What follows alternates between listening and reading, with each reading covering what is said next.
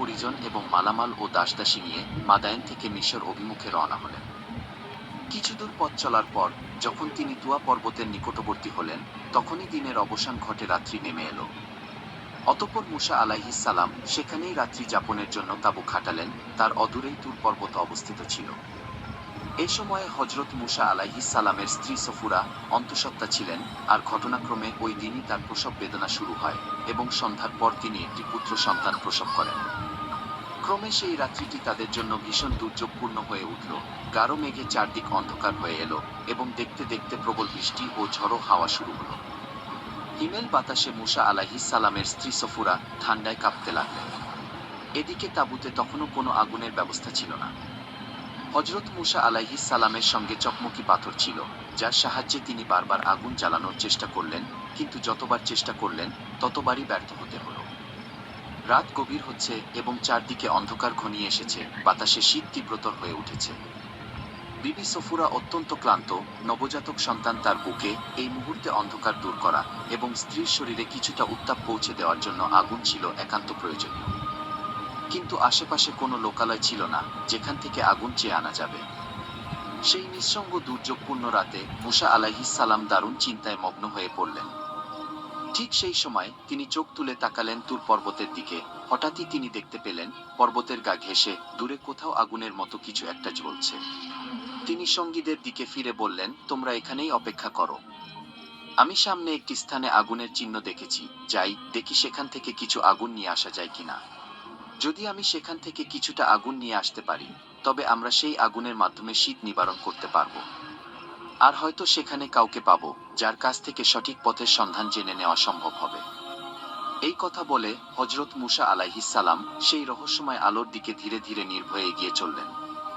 তার দৃষ্টিতে ছিল আগুন, কিন্তু তকদিরে ছিল আলোর চূড়ান্ত উৎস। আল্লাহ রব্বুল আলামিনের পক্ষ থেকে আগত এক মহান আহ্বান। তিনি যখন তুর পর্বতের চূড়ায় উপনীত হলেন, তখন হঠাৎই তার হৃদয় কেঁপে উঠল এক অলৌকিক অনুভবে। আল্লাহ রব্বুল আলামিনের পক্ষ থেকে অদৃশ্য ওহী নেমে এলো তার প্রতি। হে মুসা, আমি তোমার প্রতিপালক, অতএব তুমি তোমার পায়ের জুতা খুলে ফেলো। নিশ্চয়ই তুমি তুয়া নামক এক পবিত্র উপত্যকায় এসে পৌঁছেছ। আমি তোমাকে মনোনীত করেছি, আমি তোমাকে সাধারণ মানুষের মধ্য থেকে বেছে নিয়েছি, তোমাকে পয়গম্বর করার জন্য। অতএব এখন তোমার প্রতি যে প্রত্যাদেশ করা হচ্ছে তা মনোযোগ সহকারে শ্রবণ করো। প্রত্যাদেশ এই, আমি আল্লাহ, আমি ছাড়া আর কোনো উপাস্য নেই। সুতরাং তোমরা কেবল এবং আমাকে স্মরণের উদ্দেশ্যে নামাজ কায়েম করো। এই মহান মুহূর্তে হযরত মুসা আলাইহিস সালামের হাতে তার শ্বশুর হযরত শুআইব আলাইহিস সালামের প্রদত্ত একটি লাঠি ছিল। আল্লাহ রব্বুল আলামিন তখন জিজ্ঞাসা করলেন, হে মুসা, তোমার হাতে ওটা কি? হযরত মুসা আলাইহিস সালাম বিনয়ের সঙ্গে জবাব দিলেন, এটা আমার লাঠি, আমি এর উপর ভর দিয়ে চলাফেরা করি এবং এতে করে আমি গাছের পাতা ঝরিয়ে আমার বকরীগুলোকে খেতে দেই। এছাড়াও আমি এই লাঠি দিয়ে আরো অনেক প্রয়োজনীয় কাজ করি। এরপর আল্লাহ রব্বুল আলামিন বললেন, হে মুসা, তোমার লাঠিখানা মাটিতে ফেলে দাও। হযরত মুসা আলাইহিস সালাম আল্লাহর হুকুম পেয়ে লাঠিখানা মাটিতে ফেলে দিলেন।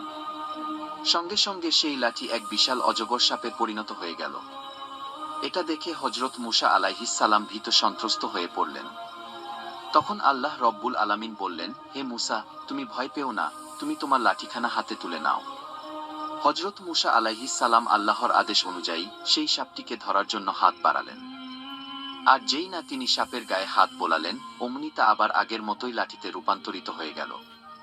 এরপর আল্লাহ তাআলা বললেন, হে মুসা, তোমাকে এই একটি মুজিজা দেওয়া হলো, তুমি যখনই এই লাঠিখানা মাটিতে ফেলবে, তখনই তা একটি অজগর সাপে পরিণত হবে। আর যখনই তুমি তা হাতে তুলে নেবে, পুনরায় তা লাঠিতে রূপ নেবে। অতঃপর আল্লাহ রব্বুল আলামিন হযরত মুসা আলাইহিস সালামকে বললেন, হে মুসা, তোমার ডান হাতখানা তোমার বগলের নিচে স্থাপন করো এবং তা বের করো। হযরত মুসা আলাইহিস সালাম তেমনটাই করলেন। অমনি দেখা গেল তার পবিত্র হস্ত মোবারক হতে একটি উজ্জ্বল শুভ্র আলো বিচ্ছুরিত হতে লাগল। আল্লাহ রব্বুল আলামিন আবার বললেন, এখন তুমি তোমার সেই হাতখানা পুনরায় বগলের নিচে স্থাপন করো। তিনি তেমনটাই করলেন। তিনি তার হাতখানা বগলের নিচে যেই মাত্র রাখলেন, সঙ্গে সঙ্গেই সেই আলোর বিচ্ছুরণ নিভে গেল। এরপর আল্লাহ রব্বুল আলামিন সেই কূপের পানি সিঞ্চন করা হলো। এরপরে দেখা গেল হযরত ইউসুফ আলাইহিস সালামের লাশ মোবারক একটি সিন্দুকে রেখে সমাহিত করা হয়েছে। অতঃপর সেই সিন্দুকটিকে উপরে উঠানো হলো এবং লাশ ভর্তি সিন্দুক নিয়ে হযরত মুসা আলাইহিস সালাম বনী ইসরাইলদের নিয়ে পথ চলতে লাগলেন। তাদের পথ চলার সময়ে সেই লাশ থেকে এত নূর বিচ্ছুরিত হচ্ছিল যেন সূর্যের আলোর বিকিরণ হচ্ছে। হযরত মুসা আলাইহিস সালাম বনী ইসরাইলদের নিয়ে দ্রুত গতিতে লোহিত সাগরের দিকে অগ্রসর হচ্ছিলেন। সকালবেলা কিপ্তিরা বনী ইসরাইলদের ঘরে ঘরে গিয়ে দেখতে পেল তাদের কাউকেই আর খুঁজে পাওয়া যাচ্ছে না। তখনই তারা বুঝতে পারল বনী ইসরাইল মিশর ত্যাগ করেছে। এই সংবাদ তারা দ্রুত ফেরাউনের কাছে পৌঁছে দিল। খবর শোনার পর ফেরাউন ক্ষোভে ফেটে পড়ল। সে উপস্থিত জনতা এবং তার সেনাবাহিনীর মাঝে উত্তেজনা ছড়াতে বলল,